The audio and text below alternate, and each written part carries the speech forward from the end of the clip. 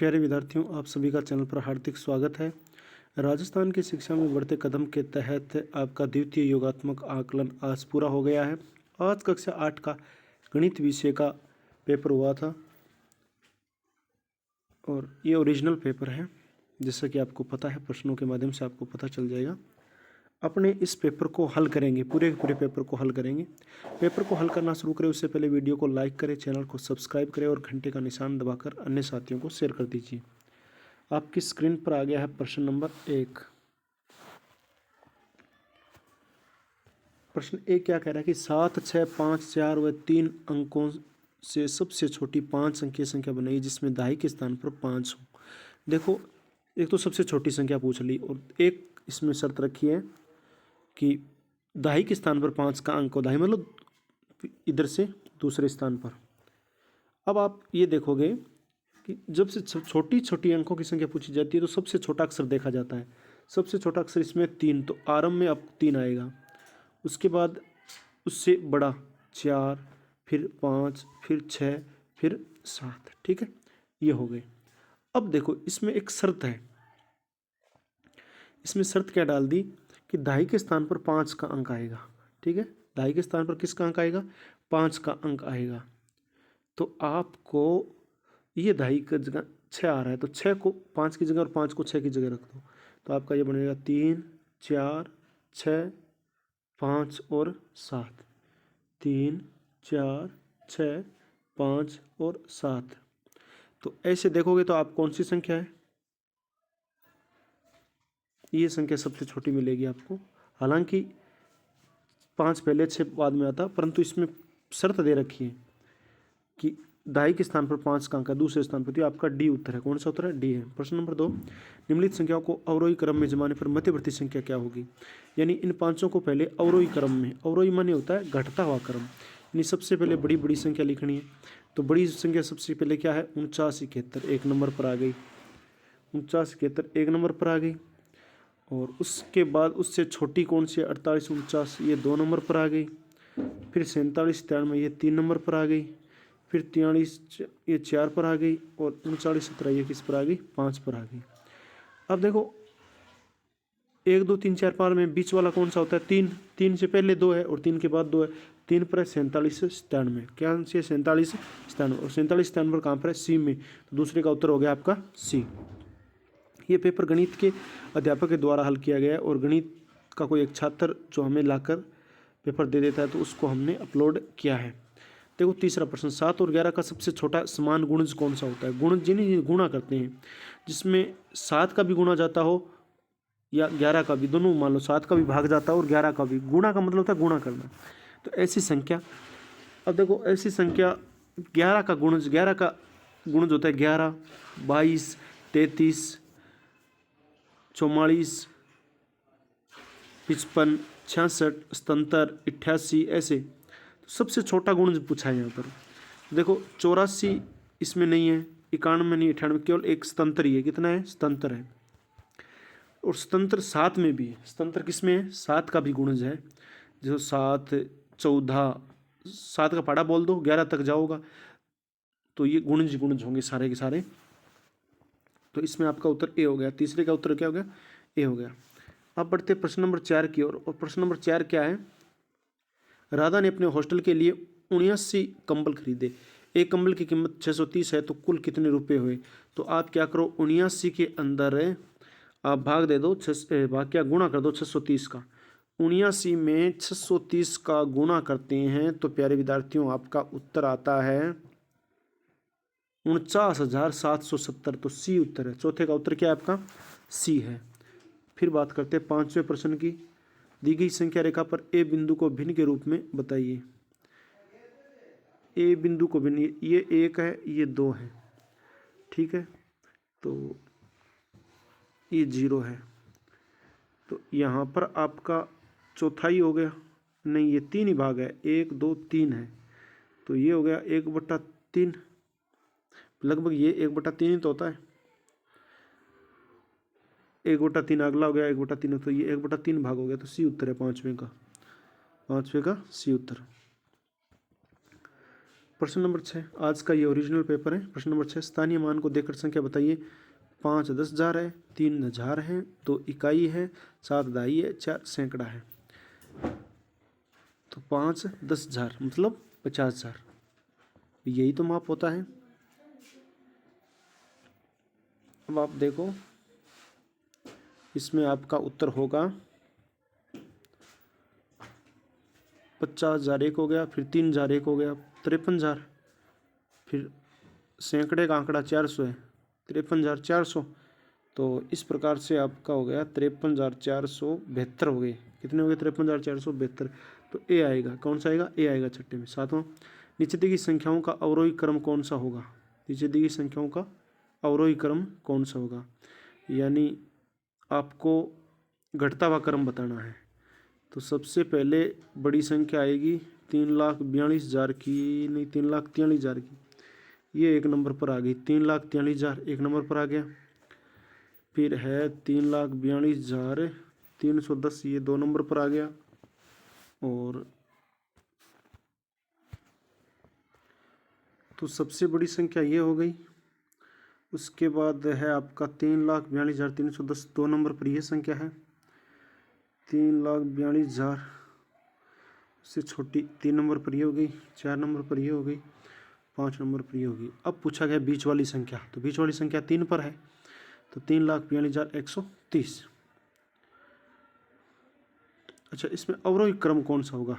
अच्छा ठीक, अवरोही क्रम है तो सबसे ऊपर होगी एक, यानी 3,43,100। इसमें 3,43,100 बी में भी है और डी में भी है। ठीक है, दूसरी संख्या है 3,42,310। 3,42,310, 3,00,000, ये आपका बी उत्तर हो गया। देख लो भाई, क्योंकि नीचे वाले में गलत आ गया है ना, डी में गलत आ गया, तो आपका उत्तर रहेगा बी। देख लो, आप मिलान कर लो, हो जाएगा सही। अब आगे बढ़ते हैं प्रश्न नंबर 8 की ओर। प्रश्न नंबर 8 देखो क्या है। प्रश्न नंबर 8 है -787 और -792 के बीच में आने वाली संख्याओं में से सबसे बड़ी संख्या बताइए। देखो, -787, -788, -789, -790, -791, -792, ये संख्या है। अब इसमें क्या है कि -87 और 92 को तो छोड़ ही दो, इनके बीच पूछा है, ये छोड़ दो और ये छोड़ दो। अब 4 संख्या बची। अब बीच में आने वाली संख्या में सबसे बड़ी संख्या कौन सी है? तो बड़ी संख्या 788 है या 791 है? तो आपके हिसाब से 791 नहीं, कभी भी नहीं हो सकती। माइनस में जो छोटी होती है वो बड़ी संख्या होती है, और बड़ी होती है वो छोटी होती है। तो सबसे छोटी है जो 788 है ना, -788, वो बड़ी संख्या है। कौन सी संख्या है? बड़ी संख्या, क्योंकि माइनस में। तो 788 देखो कहाँ पर है, तो 8वें का उत्तर आपका क्या हो गया? बी हो गया, -788। 87 तो इसमें है ही नहीं, 88, 89, 90, 91 है। तो इनमें सबसे बड़ी संख्या है वो कौन सी? 788 है। इससे छोटी 789 और इससे छोटी 791 है। प्रश्न नंबर 9, 32, 48 और 64 का लघुत्तम समावर्ती बताइए। तो आप निकाल के देख लीजिए, लघुत्तम समावर्ती आप निकालोगे 32, 48, 64 का, तो निकलेगा 192। उत्तर क्या है आपके 9वें प्रश्न का? बी, 192 उत्तर है। प्रश्न नंबर 10 देखो, 1 से 3/4 मिश्रित भिन्न की संख्या रेखा स्थिति कौन सी है? 1 से 3/4, तो एक तो ये रहा। अब इसके आगे है 3/4, 4 भाग कर लीजिए, ये 2 है, बीच के भाग में 1 2 3, 3/4 तो 3 पर सी है, सी कौन से में? ए में। तो 10 उत्तर क्या हो गया आपका? ए हो गया। आगे बढ़ते हैं प्रश्न नंबर 11 की ओर। और प्रश्न 11 क्या पूछ रहा है आपसे? 0.32/0.2 बराबर वाई। तो वाई का मतलब हो गया 32 में 2 का भाग दिया तो 0.16 हो गया, तो वाई हो गया। और आगे 0.8 × 2, तो ये बात एक की बात है, की बार 8 को 2 से गुणा कर दो तो 0.16 हो गया, तो वाई का मान गया तो 0.16। तो यानी 11वें का उत्तर क्या आपका? सी है। 11वें का उत्तर क्या है? सी है, 0.16। 0.16 हो गया, 1/6 कह सकते हैं आप इसे। पर देखो, रमेश के पिता की आयु उसकी आयु के 3 गुने से 3 वर्ष कम है। यदि रमेश की आयु 14 वर्ष है तो उसके पिता की आयु ज्ञात कीजिए। देखो 3 गुने से 3 वर्ष कम और आयु कितनी है रमेश की 14। जिससे मान लो आपका वाक्य है रमेश की आयु हो गई कितनी 14 वर्ष और रमेश के पिता की उससे 3 गुना अधिक है। 14 को 3 से गुणा किया 42। लेकिन ये कह रहा है कि 3 वर्ष कम है तो अब 42 में से 3 निकाल दो पीछे बचे 39। तो 39 वर्ष उसके पिता की आयु है और वो है उत्तर आपका बी है। कौन सा उत्तर है? बी उत्तर है। आगे देखिए प्रश्न नंबर 13। राहुल एक मोबाइल 12,000 रुपये में खरीद कर उसे 12,600 रुपये में बेच देता है तो उसे कितने प्रतिशत लाभ हुआ? 600 रुपये का लाभ हो गया और ये 600 रुपये का लाभ किस पर हो गया? 12,000। 12,000 पर कितने का लाभ हो गया? 600 पर। 1 रुपये पर कितने का हो गया? 600 इंटू बटा 12,000 और 100 रुपये पर कितने का हो गया? प्रतिशत पूछा है। 2 जीरो से 2 जीरो कट गए, इधर 1 जीरो है, इस 1 जीरो से 1 जीरो कट गया। 6 एकम 6, 6 दूनी 12, 2 और ये ऊपर रह गए 10। 2 को 10 में तो 5, उत्तर कितने आए? 5। देखो 5 है क्या? हाँ 5%। तो आपका उत्तर 13 का क्या आ गया? सी 5%।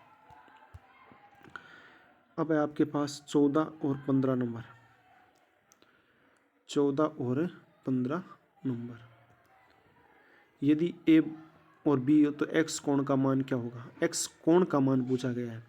देखो दोनों कोणों का मान होता है 180 डिग्री। कितना होता है? 180 डिग्री होता है और यहाँ पर 125 दे रखा है तो 180 में से 25 निकाल दो। 180 में से कितने निकाल दो? 25। तो पीछे कितने बचे आपके पीछे? 55 बच गए और 55 कौन से में? ए में है। तो 14 का उत्तर क्या होगा आपका? ए होगा 55। 14 का उत्तर ए 55 होगा। फिर 15 नंबर। 52 पत्तों के ताश की गड्डी में रानी का पत्ता आने की प्रायिकता कितनी होती है?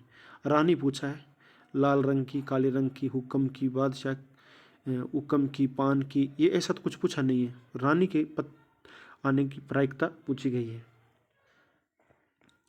देखो रानी के आने की प्रायिकता की हम बात करते हैं तो इसमें 2 उत्तर आपके बन सकते हैं। 2 उत्तर इस प्रकार से बन सकते हैं कि टोटल रानी कितनी होती है? 4 और टोटल पत्ते कितने होते हैं? 52।